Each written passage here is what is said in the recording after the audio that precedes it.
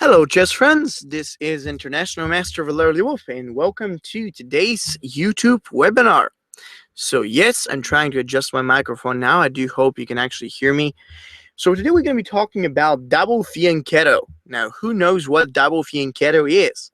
When I first heard about that, I was like, okay, Double Fianchetto. So, I'm supposed to double up my Fianchetto. What is Double Fianchetto? And then I realized, double fianchetto as well as fianchetto is basically when you get to do, let's suppose, something like g3. Now, not on move 1. I mean, this is just basically how it looks like.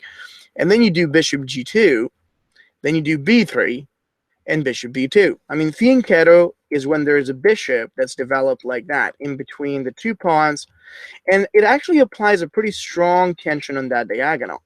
So the bishop is in some way very influential there. I'm not going to say that it's the strongest piece because it can sometimes get blockaded, like, for example, the g2 is being blocked by the pawn, and yet there is still a lot of things that it can do there. It can challenge the pawn, it provides a lot of flexibility and a lot of control towards the most important area in the game, the center.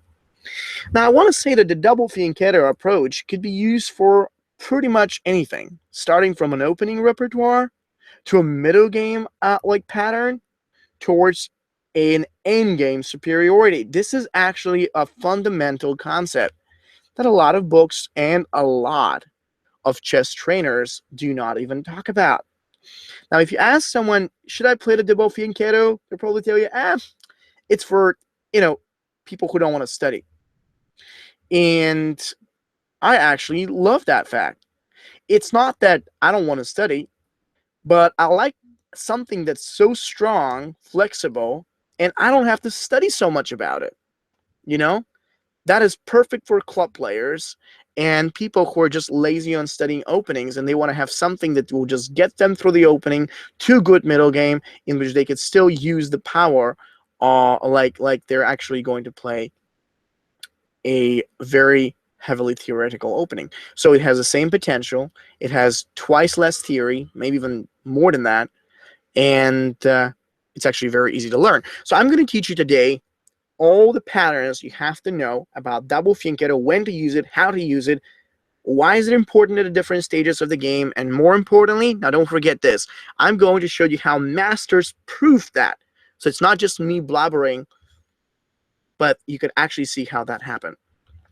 So let's see. I'm going to begin with a very beautiful game, actually, very effective game that personally I love, and I would want to set it up directly. Just a second.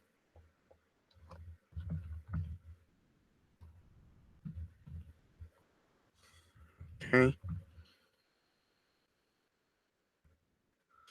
So I'm going to open up the first master game we're actually going to start with. So you could see it being used, the opening and middle game concepts being used by an actual master. So who are we going to see playing? We're going to see Kramnik versus Caruana. Oh, yeah. Kramnik versus Caruana. In fact, Kramnik used that approach to create a fantastic positional masterpiece, in my opinion. Now, before we even start, I want to tell you to check the link below this video. It offers 60% of Grandmaster Damien Lemosh's recent course on the double fianchetto concept and how that works how that can work to your favor. I'm going to bring up just a couple of the examples from his course, but don't forget to check it out. It's an amazing price, only for the next few hours, and it teaches how you could use the double fianchetto to pretty much paralyze your opponents with ease. And that is just for a few hours. Like, take a look at it. So actually, after knight f3, knight f6, g3, g6, this is the game of Kramnik versus Caruana. White played b3, bishop g7, and bishop b2. He set up the bishop on the b2, which was great. He's, of course, lined up against the knight on f6, as well as the bishop on g7. So things look really good, I gotta say. Now, the bishop on b2 is excellent. Black played c5, and white continued with bishop g2. Now, this does not look promising. I'm going to tell you that. It does not look anyhow great. Now, if you think, all right, this is an interesting way to play it, no, it's not. It's not interesting. It's not actually brilliant. It's just a fine way to try and get some of the pieces in fine places. Nothing special is going on with this method. Nothing brilliant is happening. I just want to tell you this so that you know. Okay? So the bishop on g2 has come down. There are certain things, okay, that come in place. And so as soon as white moves up with the bishop on g2, okay, black has it short. Now, as black has it short, white played c4, d6. And I'm going to ask you the very first question, which is, what is white supposed to do at this point? He's got these two bishops that are pretty powerful and in place. There's a good control, there's a good command over there. And I'm just curious, what do you think white should do right now?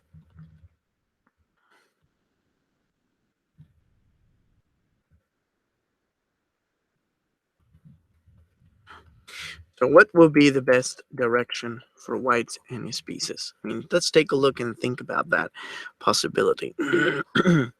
Let's see if anybody has a suggestion on what white should do.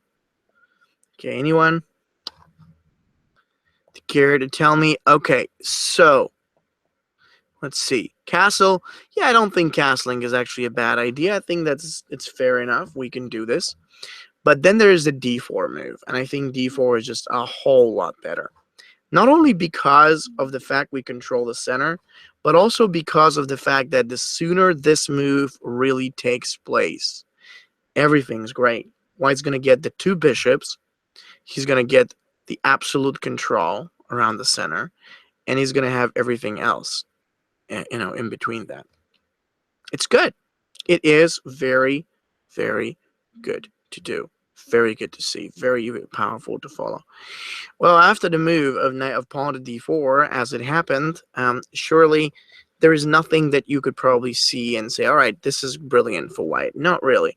I mean, black played knight e4 here, trying to pin down the d4 pawn. So once white castled short, black played knight c6. And now he's trying to pin down the d4 pawn under pressure. So what white did was h3, bishop f5, and pawn to e3.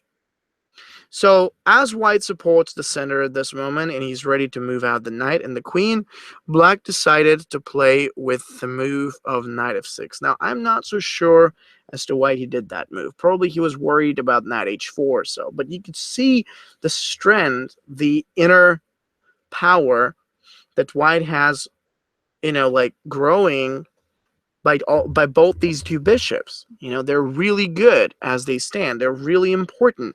They're really useful. So it's not something very special he wants to deliver. He just wants to carry on, play knight b to d2, and then make sure that the development and all the pieces are going to go like they need to go. So that was great. Okay, so e3, knight f6. That's what happened. Now, white plays knight c3 and an exchange. Now, what would have happened if black didn't exchange? Well, most likely, white would have simply kept growing his position in a very simple manner. And you could see why I recommend this as an opening and why a grandmaster recommends it. And many grandmasters play it. I mean, we're talking here about the top GM, Vladimir Kramnik, playing it. I can hear some of you just thinking, okay, but Valeri, this was a rapid game. You can play even a gamut on a rapid game. That's not true. There are many other grandmaster games they've played on World Cup, on the London Classics, and like on the top GM tournaments, and it's been very successful for white on all of these. And it doesn't have to be just a rapid game. Now this turns out to be a rapid game, but just remember, this works at any level at any time control. So after black exchanged, white did something very helpful. He took back with the knight, opening up his light square bishop and basically getting to command the d4 square. The follow-up is also quite clear as he plays with the move of queen e2. The development's great, and the possibilities are certain. So after queen e2, black played a6. Now I'm going to ask you, what would you guys do in this position? I'd like you to think, what's the best way to follow as white right now? Just take a second and let's think about what white should do now at this point.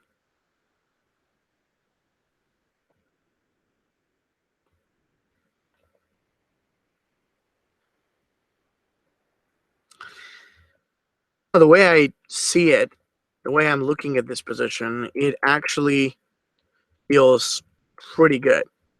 There's no real danger. Everything is solid.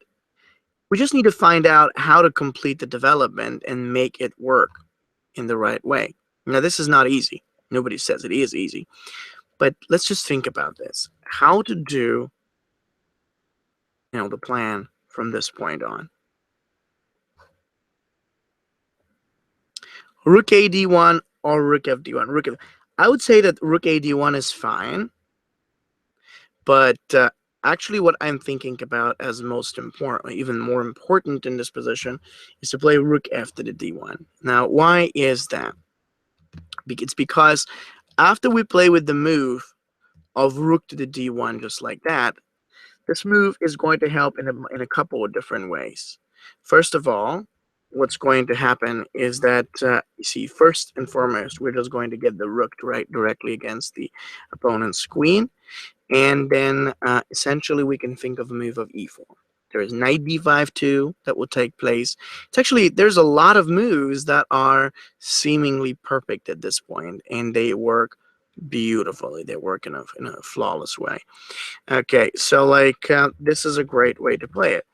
So like after Rook F to the D1, then black played Rook A to C8, and white developed with Rook A C1. Queen A5. So far it looks a little boring, but then let's think about what white should do now. What's the right way to go?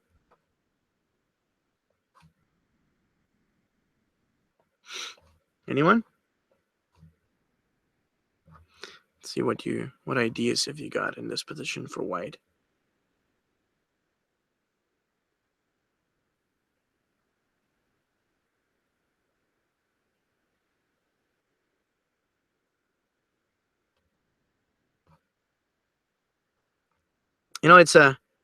It's one of these positions where you just get to see you see the strength, you see the value, and what the pieces are where the pieces are supposed to go. The only question is how to make them go there, what to do with these pieces, what to follow with them. It's not an easy thing to do, but let's just think. What's the right possibility to advance? What is the way to go?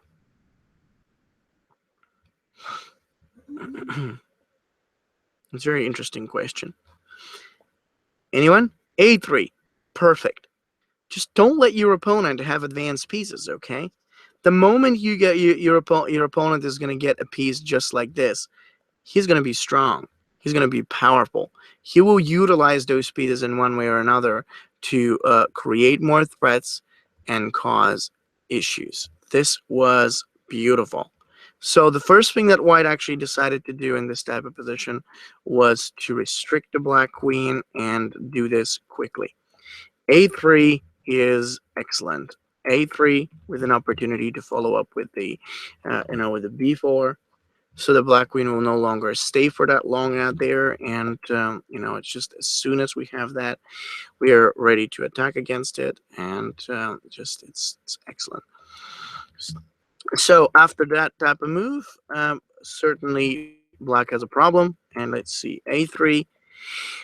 Then black plays Rook after E8, and we have B4 come out, Queen to C7. All right, so all these moves help white to grow his position quite a bit. I really like that. I mean, why not? It's a good development, strong strategy.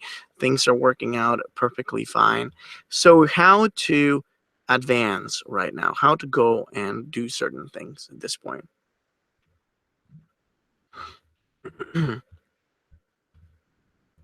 Let's see if anybody could give me a recommendation.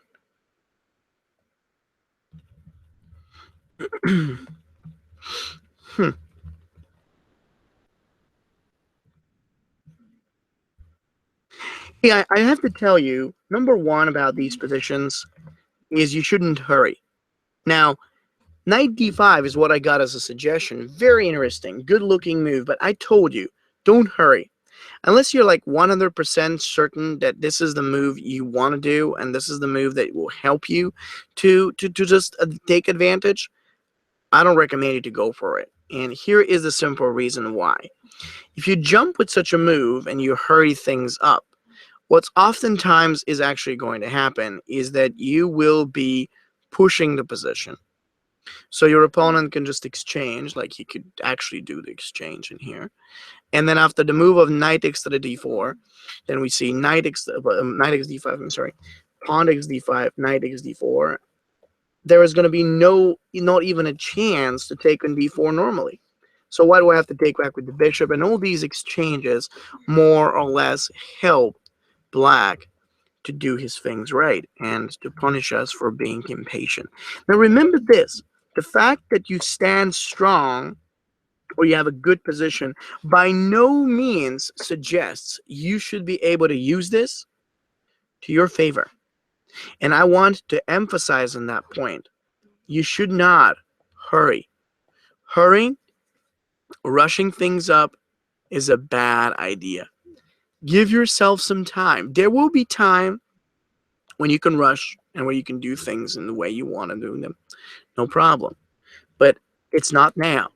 It is not the time now to do knight d5. Let us wait and let us give ourselves a little bit more patient strategy.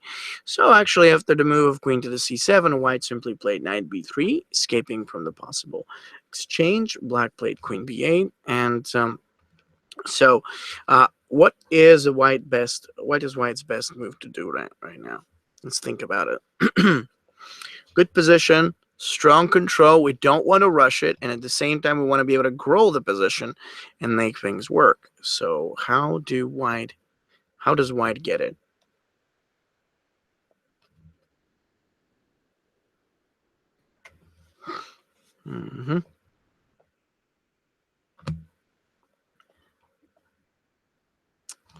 E4 maybe, or a3 to a4.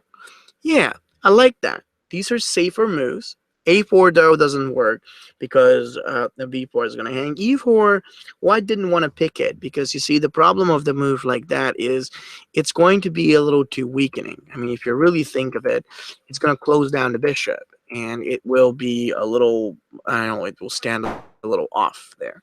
So I don't think white really wanted to do something like that. So what he chose to do was something so much better and easier. If you think of it, the next move that white picked up to do was a very good candidate, and it was c5. It sets up a challenge against black's d6 pawn, and now if black goes to exchange it, we could recapture pretty easily. It's a great move. Not only that, but then we could see that after the exchange, we can retake, quickly advancing against the d7, holding on to that pressure, and making black suffer as much as he has to. This was beautiful. Very strong, very effective, and actually wonderful.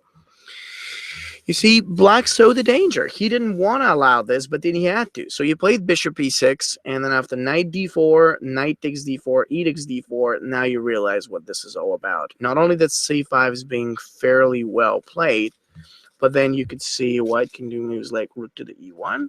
Here's going to have a very good shot. In case of the exchange on c5, there could be b takes to the c or d takes to the c. The development looks good, and everything just follows.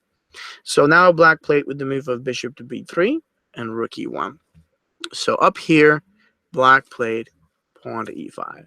He opens up the game so that he could advance, he can threaten, and it almost looks good. So e5 happened, pushing and trying to advance. So I believe black made his biggest mistake to this point. What was it? Well, he made the biggest mistake because he opened being backward. Now, here's the thing. There's a rule about opening the position. You should only open when you feel like you've got the potential or the means to deliver threats and help. Because if you don't, and yet you break through, you break open the game, that's going to affect your position terribly. I feel that's exactly what happened with black when he did e5. He didn't evaluate it carefully. He didn't really care so much of, taking the time to prepare. And so that move's just bad. But then, okay, what do we do now? There are many moves that could follow, yeah, but then, white chose the more of a safer approach. So how to continue and possibly create more problems or challenges against black's position at this point? Let's think about it. I'd like you to think carefully and let me know, what should white do?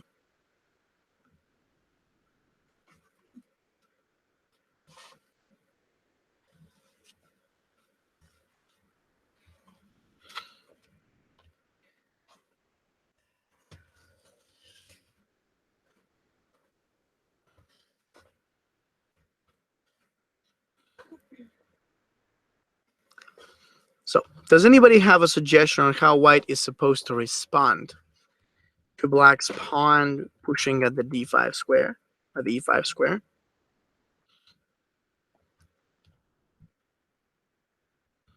How are we supposed to go that way? Like, what are we supposed to do?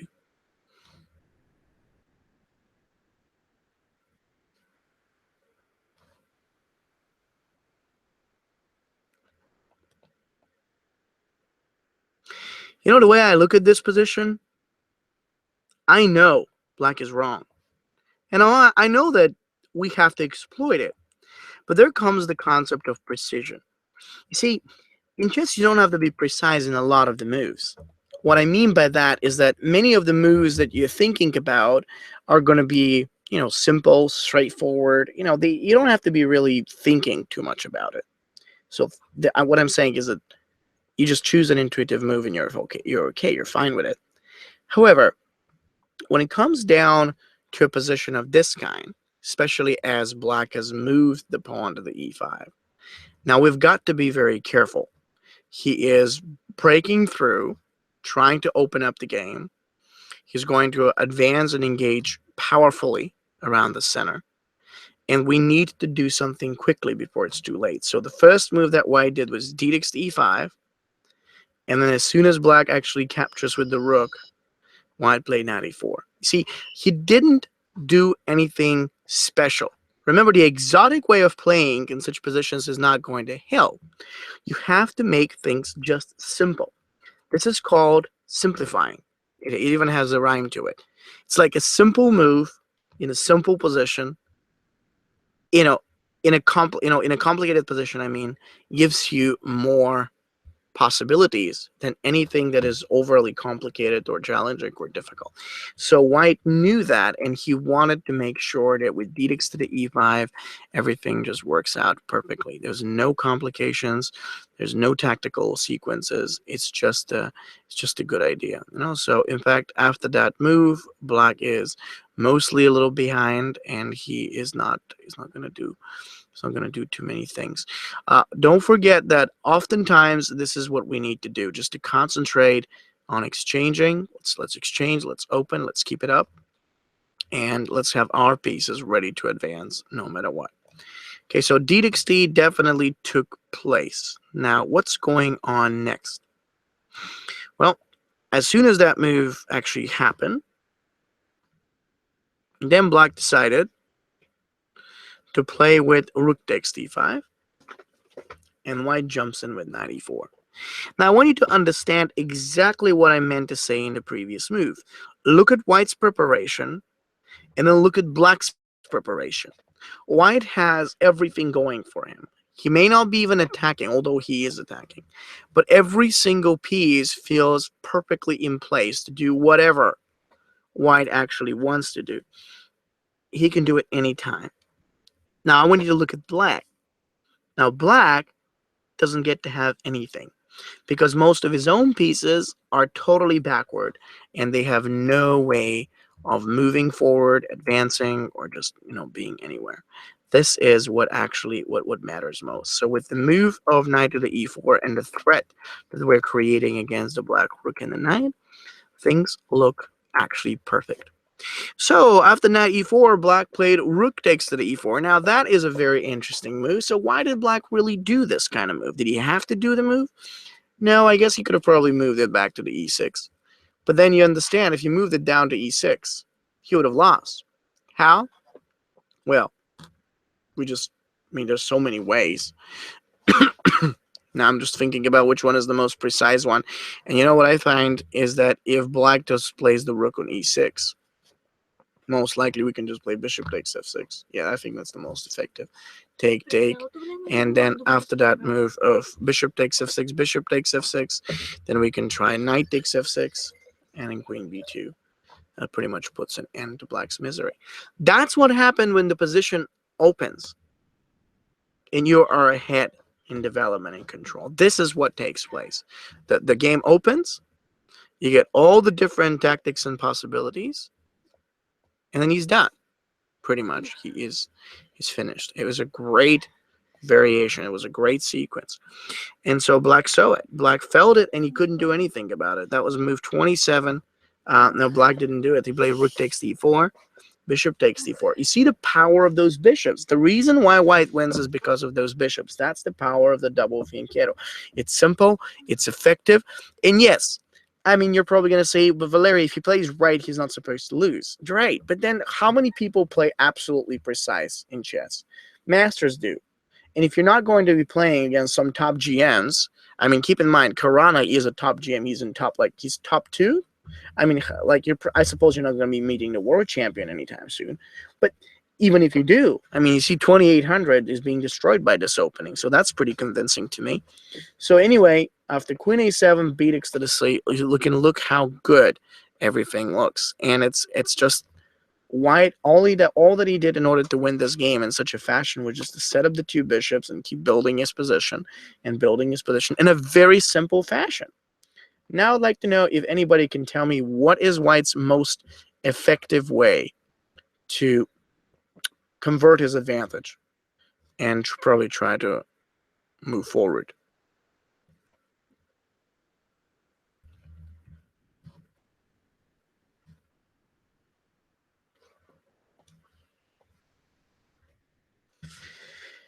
Let's see if anybody could say what white must do. Does anybody have an idea?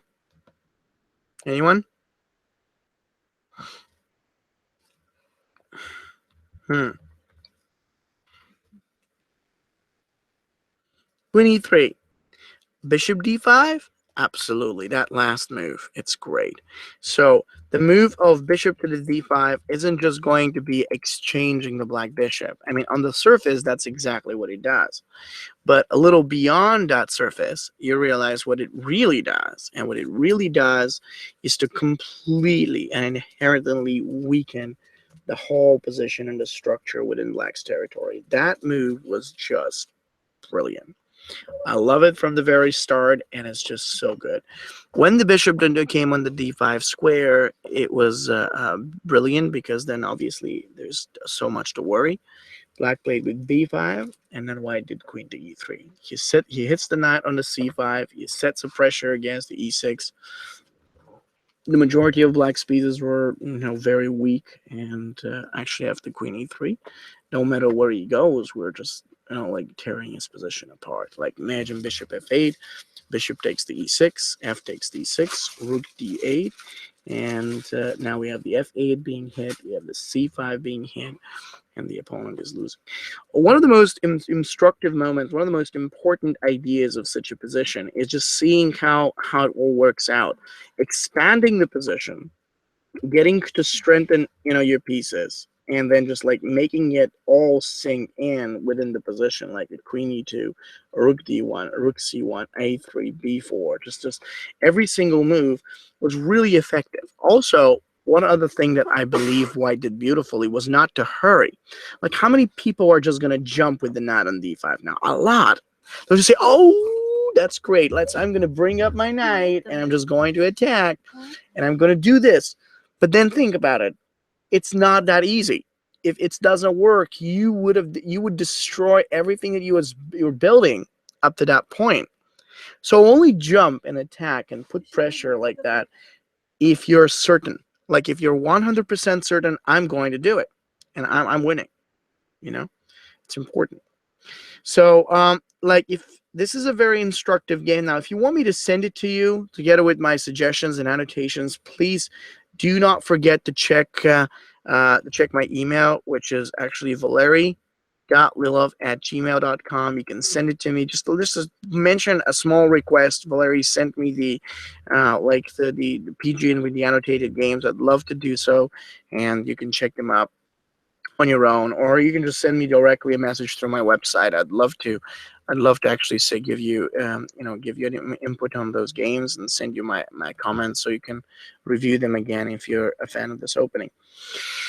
Now, on another hand, do not forget the link below this video contains 60% off Grandmaster Lemo's new course on the Double Fianchetto. I think you're going to have a really fun time with this. It's an easy to learn opening, middle game, and even sometimes end game strategy. So check it out. I'm posting a link on the chat as well in case you'd like to see it. It's a brand new course, and in my opinion, it's brilliant. So let's take a look at another game that was actually won by White, and it was a great game because it shows so well on how this idea with the two bishops works out. It was okay. I'm going to open it up now. Play again by two grandmasters. Now this time Kramnik used it actually versus someone named Ahmed Ghazi. It was I think a 2470 or so. It was a good player. I'm going to copy it. Just a second.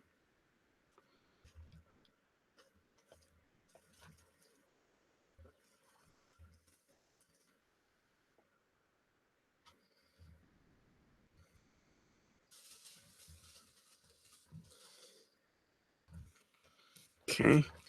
So Kramnik versus another strong master. Now, what happened in this game?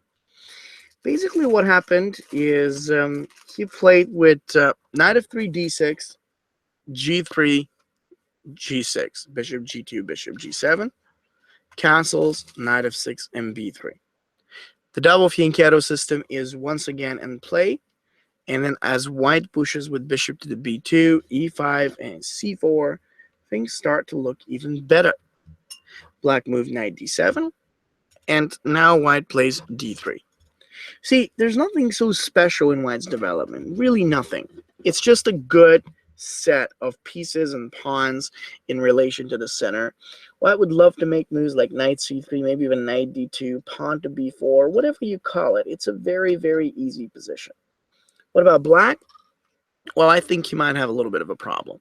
It really depends, but White is doing beautifully now. So after the move of like c4, knight to the d7, and d3, as opposed to the previous game's d4, in here, Black played knight h5, knight c3, and f5. So what should White do now? I'm guessing what White's got to do is just protect. He moved e3 in hope to cover everything, and in case of h6, there was even knight d2, which was really smart. That move sets up a pressure against the Black h5 knights so that he doesn't move the pawn. And as he moves the knight right back, ultimately he's got to, really go down. Well, he did. I mean, it wasn't something like he didn't want. So Black just played that knight right back to f6. He moved it. Knight d2 and knight to f6. So what is White supposed to do? Now, this is move 11. Okay, now Black didn't play knight f6 directly. He first played c6. Makes more sense to play c6 in order to cover the d5 square. And, okay, where should White go now?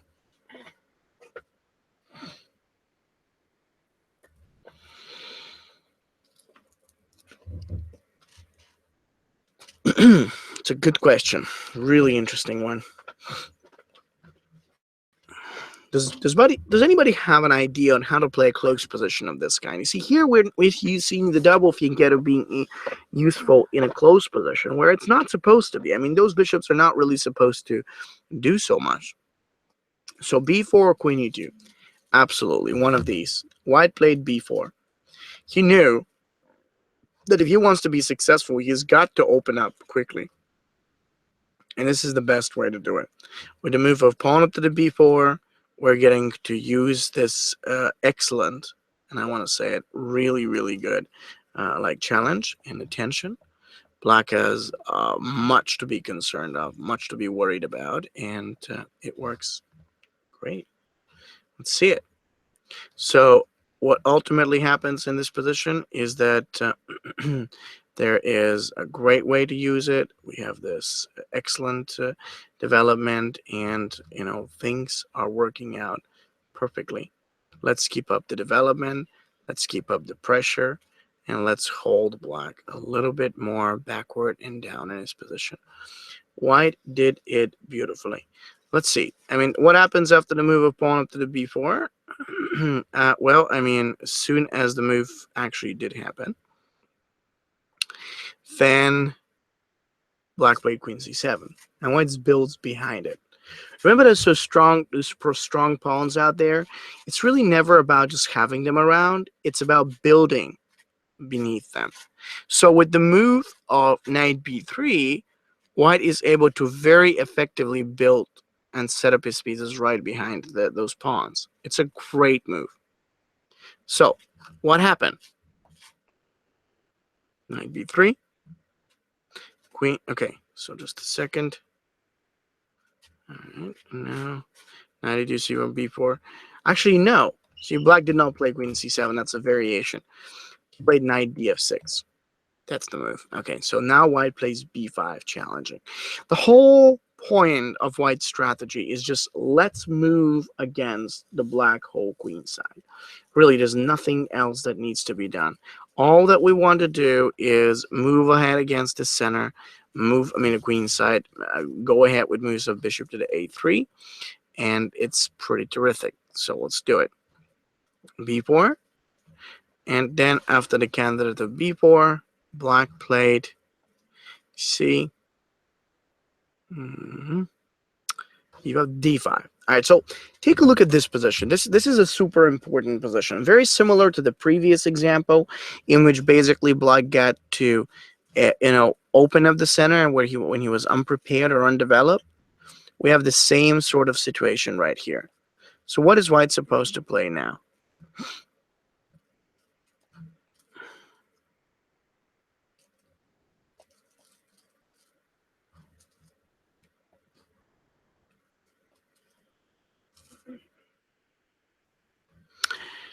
Very good question. Does anybody have a suggestion of what white should do?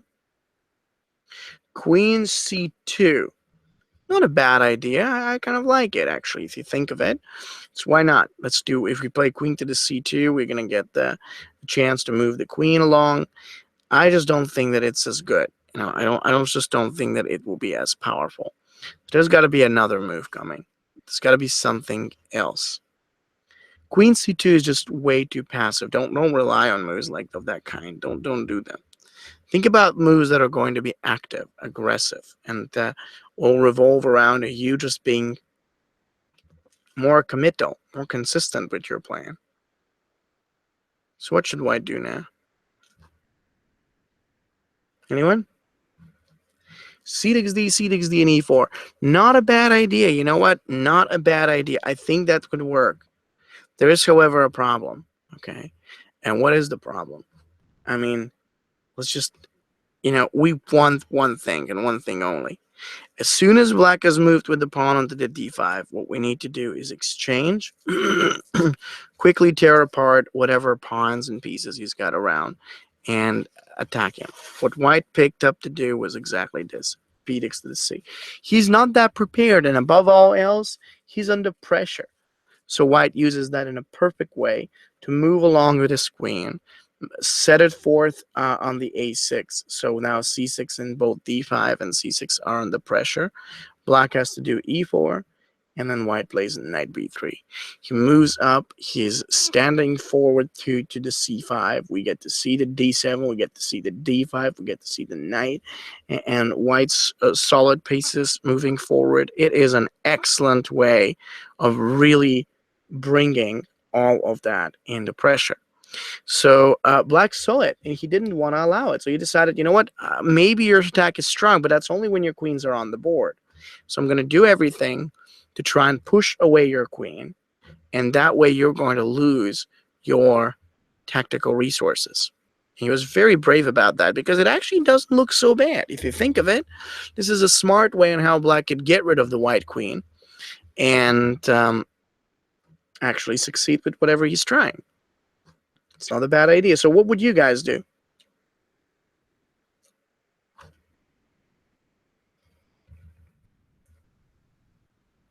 Should we exchange? Should we retreat? Should we do something else? It's a good question.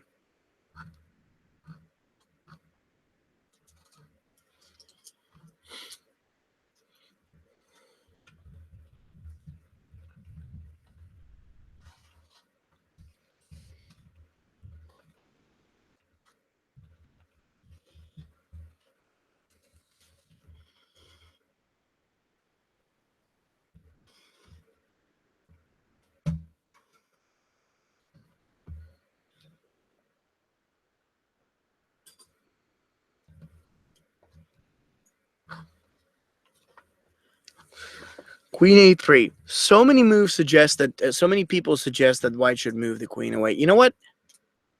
I agree. We should. But then, think about it. The queen will no longer be attacking. On the contrary, it's going to turn itself into a really terrible, passive-looking piece with passive-looking ideas. Do you really want it? I mean, think about it. Do you want to turn one of your best pieces into a passive-looking defender like that? No, you don't. I know you don't. And I don't, too. Being passive is a terrible, terrible thing to do. You should never do it unless you're actually certain as to why and like what this type of what such kind of a thing will give you. It is a bad idea, and no way. Remember, never play passively. Now, an endgame is a different story, though. When you think about it, it just becomes like, okay, do we want to go or enter into the endgame? Do you not want to enter it? It will become a little complicated. But there are two things on how you can evaluate very much if you want an endgame. First of all, think of the piece activity. And secondly, think of the pawn structure that you're going to get. Sometimes you're going to get a fantastic piece activity and a fantastic pawn structure, and it's great. You do the exchange, you do everything, and you're awesome. But sometimes you're not. And that's why I said, like it really depends on the position. Up here, after black's last move, queen to the b6, all that white wanted to do was to play with queen takes to the b6, pawn takes to the b6, and then the sooner this is done, white played c takes d5, c takes d5, and rook f to the d1. This is a great variation because now we're setting up the pieces, and now we realize that there is a great combination of active versus passive pieces that helps white to build up and get everything well. This is a great thing. Rook f to the d1, and so that's a really good move. So rook to d1 played out, and white is good. So now black plays rook f c8. So a lot of the pieces that white has are very well placed towards the center. Basically white has gotten some excellent ways to put pressure. He's advancing against the d5, e4. He's got his own rook, and maybe even the knight is in place. So what should be white's best way to go now?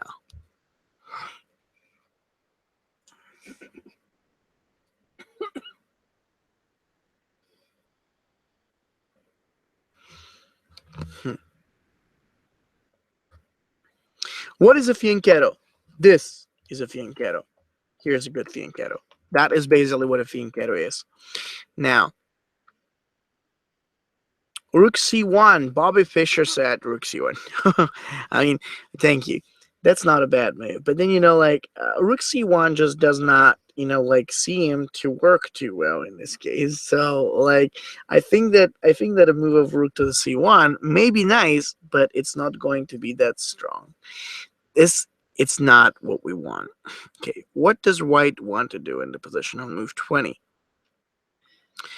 Well, he first moved the rook on the d1, but the next thing is so many pieces, basically with so many pieces out there, we have to think of a way to challenge the opponent, and we have to consider some sort of threatening moves out there. So, can we do knight to the e2? No. See, Look at forcing moves, checks, captures, direct threats, moves that will cause a problem to our opponent, that will make him to worry. White knew already. I've got a lot of stuff going over here. I've got my pieces, I've got my strength, I've got my possibilities. It's just all good. It's all right there, like burning. So what do we do?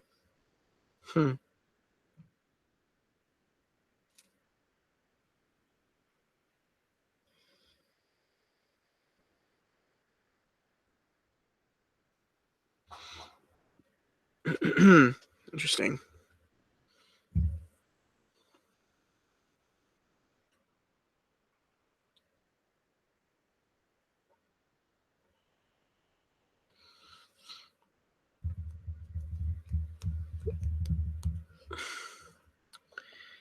So knight takes.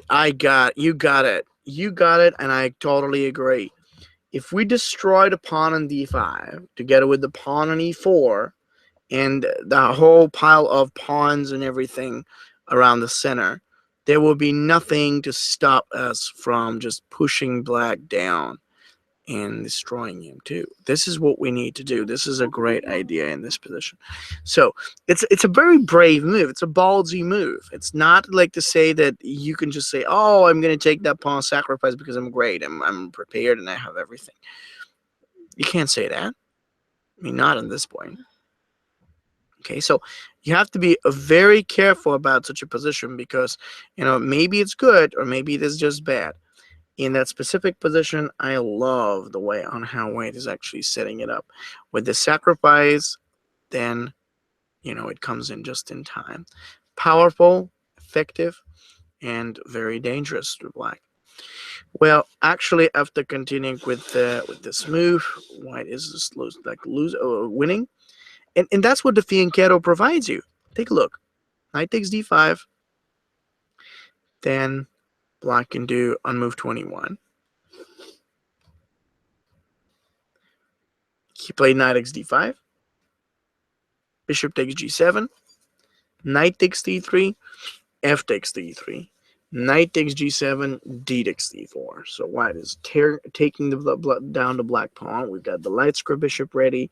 So the d7 is also challenged. We can play moves like rook d2 and rook to the d1, knight d4. It's a really easy way of setting it up, and it makes a lot of sense.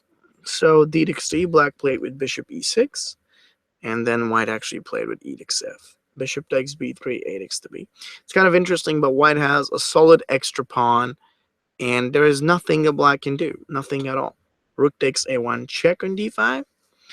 And as Black moved right down with a king, there's rook takes a1, king takes knight takes f, king f2. White's a clear pawn up. But really the most interesting part is what happened. Black tried this activity. He really tried, and he made an attempt to win the pawn, but it was already so bad that even the little bit of activity wouldn't help Black to keep up. Now, with Black plays knight d4, there is king e4, king e5, and it's just so easy to claim an advantage. I mean, White got to win the game eventually, but I want to tell you this idea. I mean, d4 is apparently a little easier to play than d3, but even then, those pawns and bishops are very strong, and almost at all times, White can use them to challenge and keep Black's position in danger. It was very effective. I want to say it was very effectively made. It was really good and well put. And it's a few moves time. White just made it so brilliant. It didn't even take too long. Let's get the pieces going, he said. Let's just make the attack and the pressure happen with every move. And it was efficient. So all in all, this is the opening I want you to try. Now, I want to show you a pretty incredible game that happened between Garry Kasparov. Yes, he beat the computer program Deep Blue in 1997 using the Double Fianchetto approach. I don't know if any of you have actually heard, but in the 1990s, there was this two matches, legendary matches between Garry Kasparov and the computer program Deep Blue that was running at I think it was 1,000 computer processors. Now, back in the day, obviously, the chess engines were not that well developed, so the CPUs too did not run that fast as they do today. But still, it was calculated that the Deep Blue is playing at a grandmaster level. There have been some very interesting, things that happened in that match. So Kasparov beat him, I think in the first one, and he lost the second, if I'm not mistaken. But or maybe they finished equal. I think that there were some, like, he basically accused some people in essentially helping the computer to pick up the right moves. But it was very, very interesting because there are some incredible games between human and his power over the machine. So I'd love to share this with you today.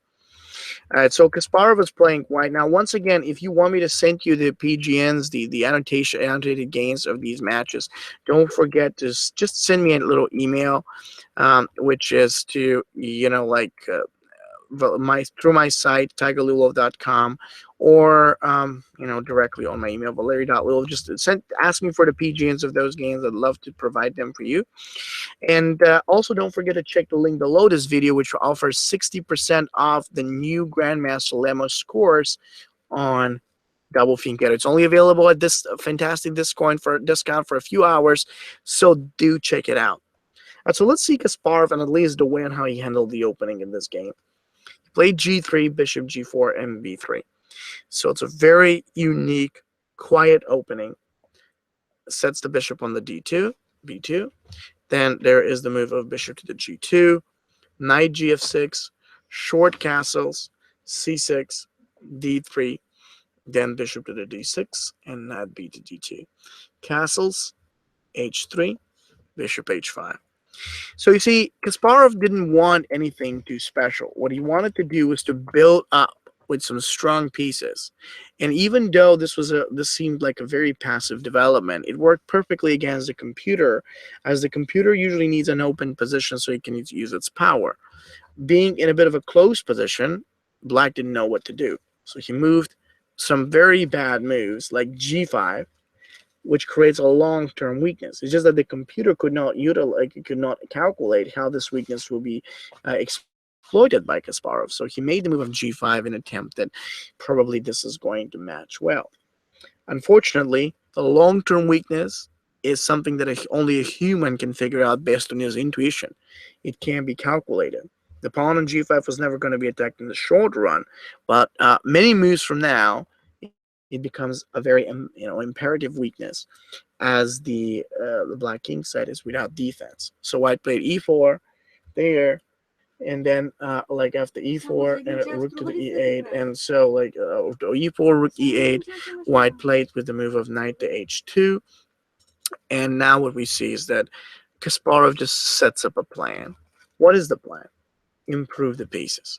He moved the queen on e1 and then the c1, but then he realized that the queen is necessary on the c1 now, as it will provide e1 as an availability for the rook, and then later on f1 is available for the knight. It's kind of important that the Double Fianchetto not only provide the necessary control you need around the middle, but they give you a lot of flexibility. So you do have the chance to protect your center and thereby maneuver with many of your pieces at the best possible squares you want. See, it's all practical play. You do not have to figure out anything special in terms of theory. White just kept on improving, and then Black played g4. So then White played h takes g, knight takes g, pawn to f3. Then Black did knight x to the e3, knight x to e3. So something we realize suddenly is that Black just has a lot of problems. The knight's coming on f5 after the king moves. Should Black give it away, then just like these bishops down? And Kasparov got into an almost winning position right off the bat with a very strange looking opening.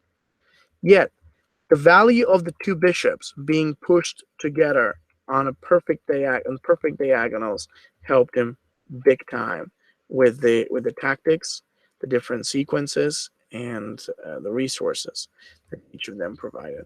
So that's what I'd like to say. I hope you guys did like this just as much as I did. I think it was a great, 3 games, simple games, but very beautifully played.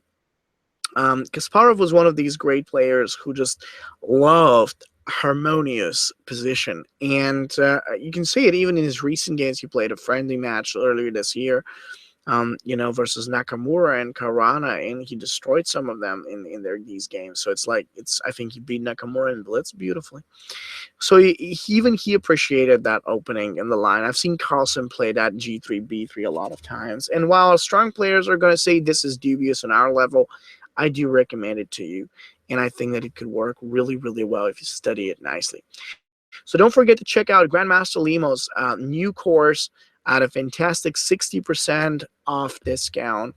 I guarantee it will improve your repertoire. And if you have any questions, you can always message me. I'd be very happy to help you out. And I'll speak to you next Saturday at the same time for the new webinar. Thank you so much.